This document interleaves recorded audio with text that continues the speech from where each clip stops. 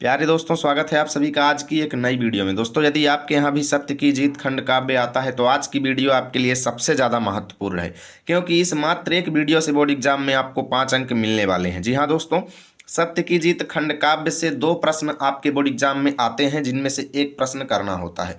बहुत ही महत्वपूर्ण प्रश्न होते हैं दोस्तों, और आज की इस वीडियो में हम सत्य की जीत खंड काव्य से आने वाले उन दोनों प्रश्नों को अच्छे से समझेंगे। पहला प्रश्न तो ये आता है कि सत्य की जीत खंड काव्य का सारांश संक्षेप में लिखिए, ठीक है। और दूसरा प्रश्न ये होता है कि सत्य की जीत खंड काव्य के नायक या फिर नायिका का चरित्र चित्रण कीजिए। तो आज की इस वीडियो में हम दोनों ही चीज़ों को बहुत ही कम समय में और बहुत ही अच्छे तरीके से समझेंगे।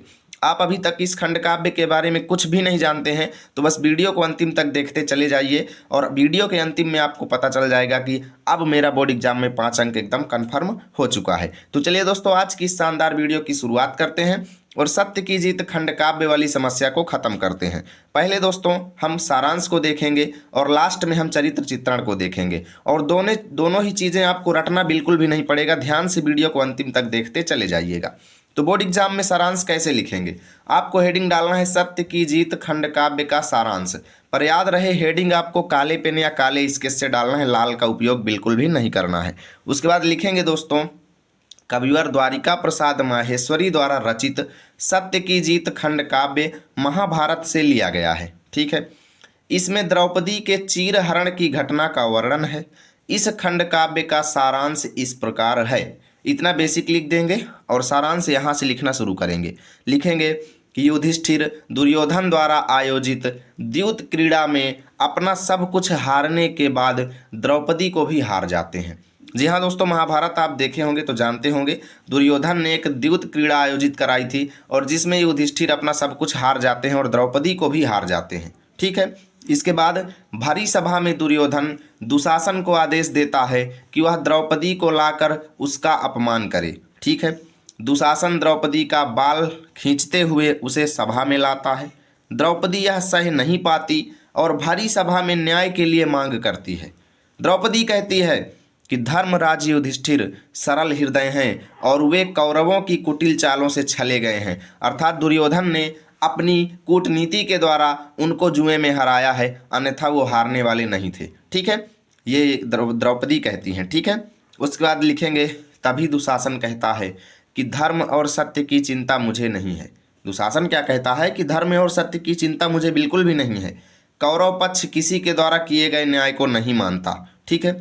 दुशासन द्रौपदी को निर्वस्त्र करने की कोशिश करता है, परंतु अनुपम तेजोक्त, तेजोक्त मतलब तेज से युक्त रूप में द्रौपदी उसे दुर्गा के समान प्रतीत होती है। वह कांप उठता है और चीर खींचने में स्वयं को असमर्थ बताता है। सभी सभासद यानी सभा में बैठे हुए लोग कौरवों की निंदा करते हैं और द्रौपदी के सत्य और न्यायपूर्ण पक्ष की प्रशंसा करते हैं। अंत में धृतराष्ट्र पांडवों को मुक्त करने तथा उनका राज्य वापस करने का आदेश देते हैं, ठीक है।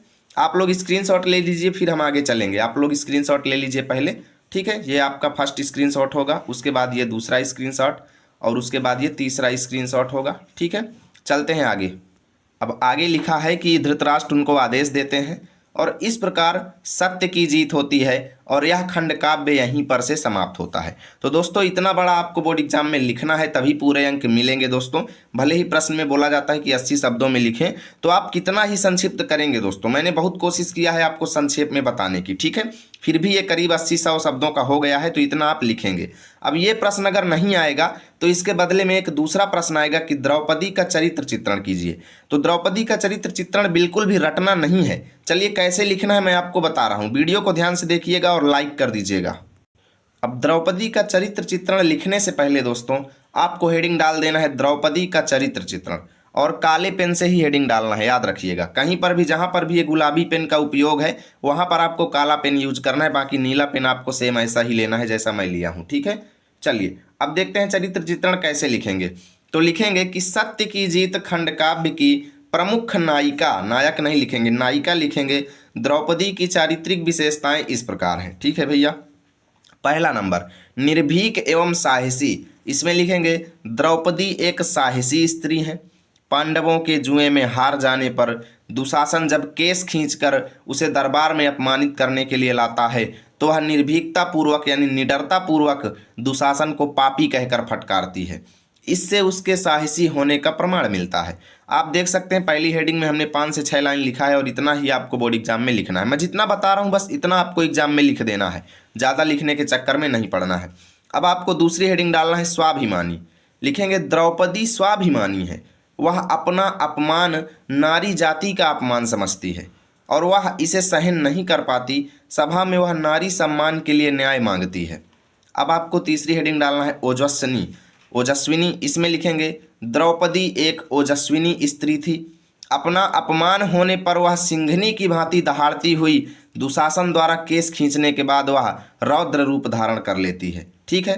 अब आपको चौथी हेडिंग डालना है लज्जापूर्ण और इसमें लिखेंगे द्रौपदी एक लज्जावती स्त्री है, वह सभा में नहीं जाना चाहती थी, वह हमेशा कुल व्रत की मर्यादा का पालन करती थी।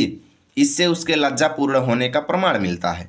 अब आपको पांचवी हेडिंग बनाना है दोस्तों साध्वी और इस हेडिंग में लिखेंगे द्रौपदी में शक्ति, ओज, तेज, स्वाभिमान और बुद्धि के साथ साथ सत्य, शील और धर्म का पालन करने का गुण भी है। तो उसको देखेंगे, लेकिन इससे पहले आप लोग स्क्रीनशॉट ले लीजिए। ठीक है भैया, क्योंकि आप सभी को लिखना होता है और स्क्रीनशॉट नहीं मिलता तो फिर दिक्कत होता है। आप लोग कमेंट करते हैं भैया हाथ नहीं हटाते हैं, हम स्क्रीनशॉट नहीं ले पाते हैं। चलिए अब इसके बाद आगे लिखेंगे, यहाँ पे समझिएगा द्रौपदी में शक्ति, ओज, तेज, स्वाभिमान और बुद्धि के साथ साथ सत्यशील और धर्म का पालन करने वाली शक्ति भी है, इतना लिखेंगे। और लास्ट में आपको निष्कर्ष हेडिंग डालना है और लिखना है इस प्रकार हम कह सकते हैं कि द्रौपदी एक साहसी, निर्भीक, ओजस्विनी, गुणवती तथा विवेकशील स्त्री है। यानी जितनी भी हेडिंग बनाए थे आप सबको कामा लगा लगा करके लिख देना है और इस तरीके से आपको इस खंड काव्य से रिलेटेड प्रश्नों का उत्तर देना है। उम्मीद करता हूँ वीडियो आपको बहुत ज़्यादा अच्छी लगी होगी। प्लीज़ वीडियो को लाइक कीजिए, दोस्तों के पास शेयर कीजिए। मिलेंगे आप सभी के साथ अगली वीडियो में, तब तक के लिए जय हिंद, जय भारत।